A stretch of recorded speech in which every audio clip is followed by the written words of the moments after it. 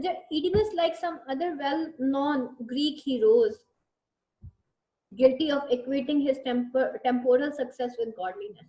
उसने अपनी temporal success को, जो उसने एक स्पिंक्स जो है उसको हरा दिया था, उसको किल कर दिया था, और उसके साथ साथ जो उसको एक सक्सेस मिली अबाउट कि उसकी एक मलका के साथ शादी हो गई।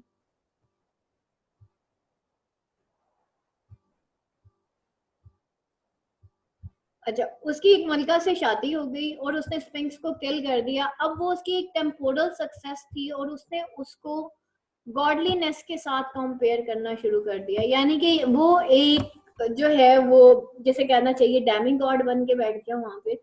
Thus, despite the prophecy of Apollo, Oedipus pushed himself into the very fate. और in spite of prophecy of Apollo, Oedipus ने अपने आप को उस वेरी फेट में पुश किया that was preordained for him, जो कि उसके लिए preordained थी, while he was struggling to avoid it. He did not pay heed to the prophecy of Apollo because he started to believe that no one could destroy him.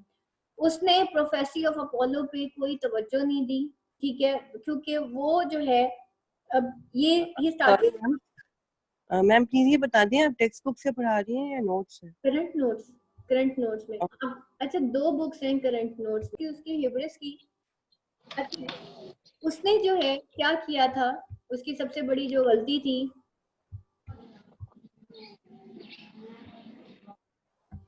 कि Oedipus pushed himself into the very fate that he was preordained for him, जो कि उसके लिए preordained थी, while he was struggling to avoid it, कि वो अपनी fate के मुखालिफ जो है वो काम कर रहा था। He did not pay heed to a prophecy of Apollo because he started to believe that कोई भी उसको destroy नहीं कर सकता। He himself brought destruction upon himself by the ruthless means and arrogance. उसने अपने ऊपर खुद डिस्ट्रक्शन तारी की थी बाय हिज रूथलेस मींस और एरोगेंस की वजह से। This excessive pride and arrogance is known as hubris. इस एक्सेसिव प्राइड को और एरोगेंस को ह्यूब्रिस कहा जाता है। What is the difference between hamartia and hubris?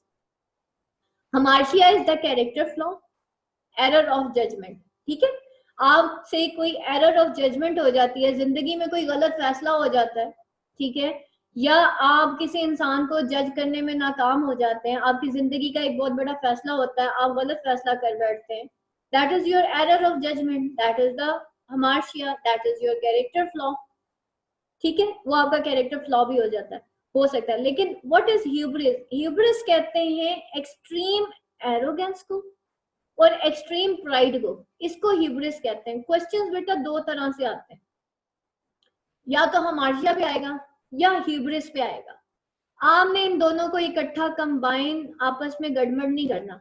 Just make your ये जो अपना कॉन्सेप्ट है इसको बिल्कुल क्लियर रखें कि अगर तो क्वेश्चन आया ना कि क्या ईडिपस रेक्स ने अपने ह्यूब्रिस की वजह से, अपनी एक्सट्रीम जो है एरोगेंस की वजह से अपने पैर पे कुल्हाड़ा मारा था या उसकी ट्रेजेडी हुई थी, देन गो फॉर ह्यूब्रिस, ठीक है। Hubris is the part of hamartia, ठीक है। लेकिन जब हमार्शिया की बात आएगी तो आप उस कैरेक्टर फ्लॉ की बात करेंगे, उसके अंदर कितने कैरेक्टर फ्लॉ थे, ठीक है। वो जल्दबाज था, वो टेम्पर लूज कर जाता था, वो अपने आप को गॉड समझने लग गया था, और भी बहुत सारी चीजें। तो ये चीजें हमने उसके सारे हमार्शिया में जो है वो कर ली। लेकिन व्हाट वाज द ह्यूब्रिस? वो उसका एक्सट्रीम प्राइड था और उसका जो है उसकी रूथलेसनेस थी। उसको हम एरर ऑफ जजमेंट नहीं कहेंगे। Hubris is not the error of judgement, whereas hamartia is the error of judgment. This excessive pride and arrogance is known as hubris and this was the tragic flaw. ये जो hubris था ना, ये उसका tragic flaw था, ठीक है। तो हमार्शिया के अंदर जो उसका ट्रेजिक फ्लॉ है वो बेटा उसका ह्यूब्रिस। उसका हमार्शिया क्या था? उसका हमार्शिया उसका ह्यूब्रिस था। उसका ट्रेजिक फ्लॉ जो है वो उसकी एरोगेंस थी, ठीक है। हम कहते हैं ना ये बंदा जो है, अगर ये बंदा यहाँ से ठीक हो जाए तो ये पता नहीं कहाँ से कहाँ पहुंच जाए, वो एक्चुअली उसका ट्रेजिक फ्लॉ होता है, ठीक है। एक इंसान है वो बड़ा इंटेलिजेंट है, उसको मेहनत करने की आदत नहीं है, वो उसका ट्रेजिक फ्लॉ है, उसको आदत ही नहीं है मेहनत करने की। एक इंसान है वो बड़ा मेहनती है लेकिन कंसिस्टेंट नहीं है, जिसकी वजह से उसका डाउनफॉल हो जाता है, कभी करता है कभी नहीं करता, खरगोश की चाल चलता। तो वो उसका ट्रेजिक फॉल है कि वो कंसिस्टेंट नहीं है। ठीक है, एक इंसान है उसके अंदर सब्र नहीं है, वो उसका ट्रेजिक फ्लॉ है, उसका हमाशिया। तो ट्रेजिक फ्लॉ जो है बेसिकली उसका हमाशिया कहा जाता है, और इसका जो ट्रेजिक फ्लॉ था, इसका जो हमाशिया था, वो उसका ह्यूब्रिस था। ठीक है, हर इंसान के अंदर एक ट्रेजिक फ्लॉ होता है। जो इडिपस है उसका जो ट्रेजिक फ्लॉ था वो उसका ह्यूब्रिस था। ठीक है, and this was the tragic flaw of Oedipus that led to his downfall. It is because of this that Oedipus becomes spiritual blind.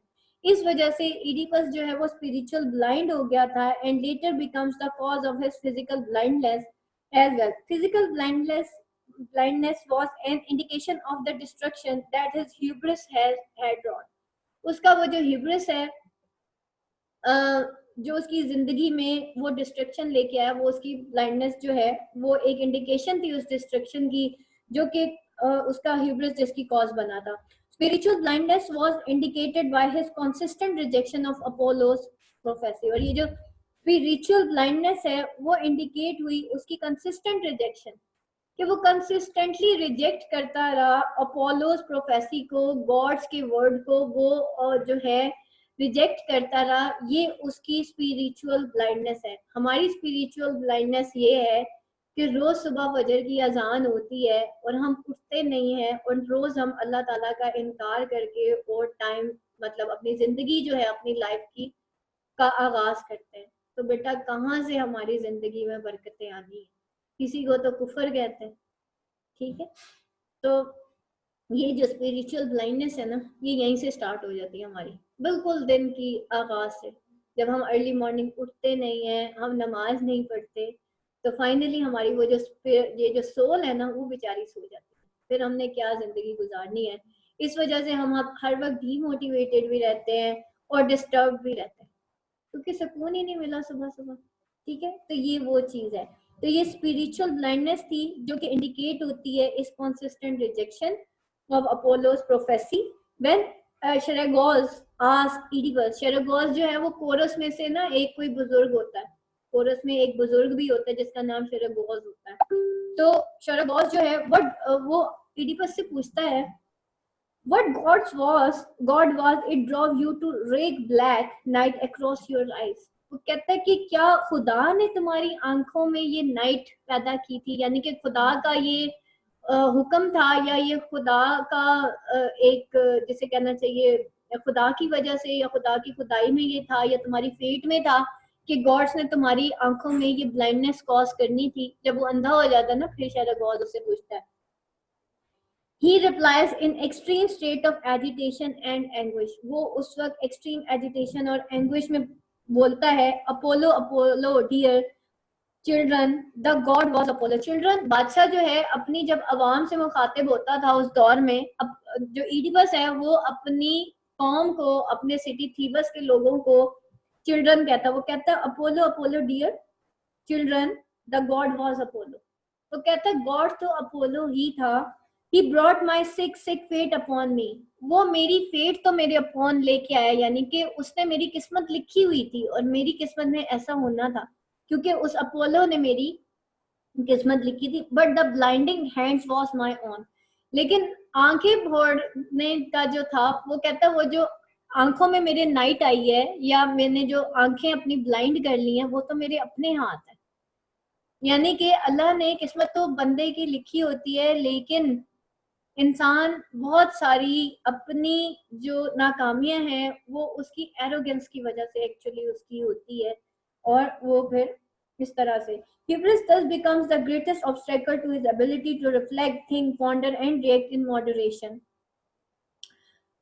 hubris जो है ये greatest obstacle है to the ability to reflect, think, ponder or react in moderation। However, Oedipus was blinded by his own success and thus became extremely arrogant, thereby causing his own destruction and downfall। आप कभी कभी देखें जो बहुत ज्यादा intelligent लोग होते हैं ना, जिन्होंने बड़े ही मेडल्स लिए होते हैं और बहुत बड़ी बड़ी पोजीशंस ली होती है, बेटा जब वो प्रैक्टिकल लाइफ में आते हैं ना, वो फेल हो जाते हैं। वो अपनी प्रैक्टिकल लाइफ उस तरह से नहीं गुजार सकते। आजकल देखें डिवोर्स रेट्स कितने ज्यादा हो गए हैं, और ज्यादातर डिवोर्स रेट्स जो हैं वो जॉबियंस के अंदर ज्यादा होते हैं, जो लोग जॉब करते हैं या जिनकी पोस्ट अच्छी अच्छी होती हैं या जो अपनी जिंदगी में हाईएस्ट टॉपर्स रहे हो। मैंने कई टॉपर्स को देखा, मैं मतलब कई टॉपर्स को देखा और मैं हैरान रह जाती हूँ कि इतना टॉप स्कोरिंग बंदा और जब प्रैक्टिकल लाइफ में आया तो वो फेल हो गया। तो बेटा practical life is an other thing, degree score करना एक और चीज होती है। हम ना डिग्री स्कोर करके ये सोच लेते हैं कि पता नहीं अब दुनिया में जाके शायद हम सारी दुनिया हमें झुक के सलाम करने लग जाएगी और हम पता नहीं हमारी पता नहीं कितनी वाह होनी है। तो दैट्स वाई जो है वो इंसान के अंदर ना एक एरोगेंस आ जाती है। जैसे मैंने कहा ना, ये जो आपकी कामयाबी होती है ना, वो आपके अंदर एरोगेंस पैदा करती है। जो हारा हुआ इंसान होता है ना बेटा, वो आपको जीतना सिखाएगा, ये हमेशा याद रखिएगा। जिसने अपनी हार देखी हुई होती है ना बेटा, वो सही जीतना सिखाता है। और जो जीता हुआ इंसान होता है ना, वो आपको हार के जीतना नहीं सिखाएगा, वो सिर्फ आपको जीतना ही सिखाएगा। मुझे एक दिन एक स्टूडेंट का फोन आया, मुझे कहती है मैम वो मेरी जो है टीचर ने मुझे कहा है कि देखो तुम एमए इंग्लिश लिटरेचर कर दो तो तुम्हारी किस्मत बदल जाएगी। मैंने कहा अच्छा, एमए इंग्लिश लिटरेचर करने से किस्मत बदल जाती है? मैंने कहा बेटा अगर तो इल्म के लिए सीखना है और अगर आपके अंदर इतनी विजडम आ गई, फिर तो बाकी गुमान अगर बेहतरीन हो गया फिर तो किस्मत बदल जाएगी। लेकिन एमए इंग्लिश लिटरेचर का मुझे नहीं समझ आती, मैंने बहुत सारे एमए इंग्लिश लिटरेचर देखे हैं लेकिन ऐसा नहीं है। तो दैट इज द थिंग कि इंसान की जो सक्सेस होती है वो उसको एरोगेंट बनाती है, और जो उसकी नाकामी होती है ना, वो उसको असल में वो बाद में वो कहते हैं ना, गिरते हैं शह सवारी मैदाने जंग में। तो बेटा वो जो झुक के जो उठा हुआ होता है ना बंदा, जो लड़ चुका है ना बेटा, वो लड़ना सिखाता है। जीता हुआ बंदा नहीं आपको लड़ना सिखाएगा, आपको वो बंदा सिखाएगा जिसने अपनी जिंदगी में कई डाउनफॉल्स देखे हों और फाइनली वो खड़ा हो गया। अल्लाह ताला बार बार इंसान को ना थोड़ा सा पुश करता है। कल परसों मैंने अपने स्टेटस पे एक वो लगाई हुई थी, एक हजरत बिलाल हबशी रज़ियल्लाहु अन्हु का, कि हजरत बिलाल हबशी से पूछा किसी ने कि तुम्हारे ऊपर इतना जुल्म किया जाता है, तुम्हारी जबान पे पत्थर रख दिया जाता है, तुम्हें जो है गरम रेत पे लिटाया जाता है, तुम्हें गरम कोयलों पे लिटाया जाता है, फिर भी तुम अहद अहद करते हो। तो हजरत बिलाल हबशी ने कहा कि फिर भी तुम अल्लाह को ही पुकारते हो, तो तुम ऐसा क्यों करते हो, फिर भी तुम अल्लाह को ही क्यों पुकारते हो? तो हजरत बिलाल हबशी ने कहा कि जब हम कोई मिट्टी का बर्तन लेने जाते हैं तो हम उसको ठोक के चेक करते हैं कि कच्चा है कि पक्का है। तो अल्लाह ताला मुझे ठोक के चेक कर रहा है कि कहीं बिलाल कच्चा तो नहीं है।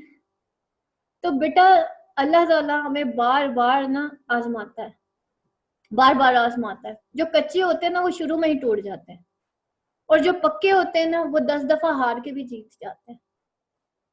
तो कभी भी जिंदगी की शिकस्त को ये मत समझिएगा कि इस फलाने की वजह से हो गई थी या धमकाने की वजह से। कुरान मजीद में लिखा अल्लाह ताला जो है वो अल्लाह ताला ने मतलब फिरौन को अल्लाह ताला ने हमने फिरौन को बनी इसराइल पर नाजिल किया ताकि हम उनको आजमा सके। अल्लाह ताला ने फिरौन को खुद नाजिल किया था बनी इसराइल पे ताकि उनको आजमाया जा सके। तो बेटा ये जितने जालिम लोग आपकी जिंदगी में आते हैं ना, ये अल्लाह ने भेजे होते हैं आपको आजमाने के लिए, हमें आजमाने के लिए, मुझे आजमाने के लिए। अल्लाह ठोक के चेक करता है कि बंदा अंदर से कच्चा है कि पक्का है। तो बेटा जो पक्का होता है ना वो तो स्टैंड कर जाता है, और जो कच्चा होता है वो शुरू में टूट जाता है। तो टूटना नहीं है कभी, आगे चलते हैं। तो that is the same thing here कि हमारी जो सक्सेस होती है वो हमें एरोगेंट बना देती है, और एंड में वही हमारी टेम्परेरी सक्सेस होती है ना, वो हमें एरोगेंट बनाती है और हमारे लिए हमेशा का डाउनफॉल बन जाती है। लेकिन हमारी जो डिफीट होती है ना, हमारा जो फेलियर होता है, वो हमें एक एक्सपीरियंस देता है और वो हमारे लिए हमेशा की कामयाबी का बायस बनता है। That is the difference between both. तो इसलिए बेटा टेम्पोरेरी सक्सेस को अल्टीमेट सक्सेस मत समझिएगा। Temporary failure is the ultimate success, ठीक है? तो उस फेलियर में देखें अल्लाह की मसलियत क्या थी और अल्लाह ने मुझे ये फेलियर क्यों दिया था। हर चीज में अल्लाह की मसलियत होती है। अल्लाह किसी का दुश्मन नहीं है, अल्लाह अपने बंदे से बहुत प्यार करता है। तो that is the same thing here and became extremely arrogant, thereby causing his own destruction and downfall. He becomes the cause of his father's death, sleeps with his mother, and has children with her. This had all been predicted by Apollo, but Oedipus was so blinded by arrogance and overconfidence that he could realize what was happening. He failed to see that Apollo's predictions were coming true and that he himself called the victim of his proclamation. All the incidents pertaining fate had happened outside the plot of Oedipus Rex. For example, he had escaped from Corinth to avoid killing his father and marrying his mother. But ironically, during his escape, he had killed a man, his father Lois, and had married his mother Jocasta. So we can say we see that all these incidents pertaining fate had happened outside the plot of Oedipus Rex, and the reader is informed about these acts in flashbacks during the inquiry of murderer of Lois. So all these acts happened in the past. But what happens in the plot of Oedipus Rex? We witness Oedipus' hubris, his rashness and arrogance during his action of Oedipus Rex, for example, Oedipus quarrels with Tiresias. अब यहाँ पे कहते हैं, but what happened in the plot of Oedipus Rex? Oedipus Rex के plot में क्या हुआ था? We witness of Oedipus hubris, ठीक है, हम witness थे Oedipus की hubris की, his rashness, उसकी rashness, arrogance during the action of Oedipus Rex, उसकी arrogance जो कि Oedipus Rex के अंदर थी. For example, Oedipus Rex quarrel with Tiresias, ठीक है, वो जो foreteller होता है, seer होता है. He accuses Creon for treason. He speaks against oracles and gods. He does not listen to advice of Jocasta and also behaves strictly with old shepherd during inquiry. All these acts are not from his fate. ठीक है, ये तमाम acts जो हैं वो उसके fate में नहीं लिखे हुए थे जो उसने बाकी लोगों के साथ किए थे. Rather, all these acts are deliberate and have been done in his pride and rashness, thus leading him to his ultimate punishment and tragedy. और ये तमाम जो उसके मतलब उसकी क्वारलिंग, उसका क्रियोन के ऊपर इल्जाम लगाना, ये सब जो है उसकी किस्मत में थोड़ी लिखे हुए थे. ये तो उसका कैरेक्टर फ्लॉ था और उसके कैरेक्टर फ्लॉ की वजह से जो है उसको सजा मिली. देखिए बेटा, एक चीज हमेशा याद रखिएगा, जिंदगी में हम कहते हैं पैसा आ गया, स्टेटस आ गया तो पता नहीं जिंदगी बहुत खूबसूरत हो जाएगी. अल्लाह ताला ने रिस्क तो लिखा हुआ है, ठीक है, सबका ही लिखा हुआ है, मेरा आपका सबका, थोड़ा ज्यादा वो अल्लाह ताला के काम है, ये हमारे काम नहीं है कि किसी का रिस्क कम है या किसी का ज्यादा. अल्लाह ताला ने डिवीजन की है, अल्लाह ज्यादा बेहतर जानता है, ठीक है. अच्छा, दूसरी चीज होती है what is the blessings and वो मतलब ब्लेसिंग्स बेटा इंसान खुद लेके आता है अपनी जिंदगी में, ठीक है. और ब्लेसिंग्स आपकी सोच, आपका किरदार सब कुछ बनाता है. बाज लोगों के पास बहुत पैसा होता है, घर में 4-4, 5-5 गाड़ियां भी होती हैं, 2-2 गाड़ियां होती है, चले एक भी है तो that is more than enough. वो कहते हैं ना कि हदीस में है कि वो शख्स जो है वो वेल ब्लेस्ड इंसान समझा जाता है. हदीस का मफहूम है जिसके पास रहने को छत हो, जिसके पैर के नीचे जमीन हो, जिसकी बीवी नेक हो, ठीक है, और सवार होने के लिए सवारी हो, यानी कि आने जाने के लिए सवारी हो. ये 4 ब्लेसिंग्स हैं. इस तरह के इंसान को ब्लेस समझा जाता है, लेकिन हम इन 4 से बहुत आगे सोचते हैं. हाँ जी Hasnat, question. Excuse me ma'am. Ma'am ये जो ह्यूब्रिस और जो था मार्शिया, मेरे ख्याल में तो जो है ना ये जो किंग का जो है ना फ्ला था, एडवांस की तरफ गया था, ये इसके बायस नहीं बना था. क्योंकि मैम जो स्टोरी में है ना वो तो यही है कि ये जो गया था लोग इसके पास आने लग गए थे किंग के पास कि जो है ना ताउन की वजह से लोग मर रहे हैं.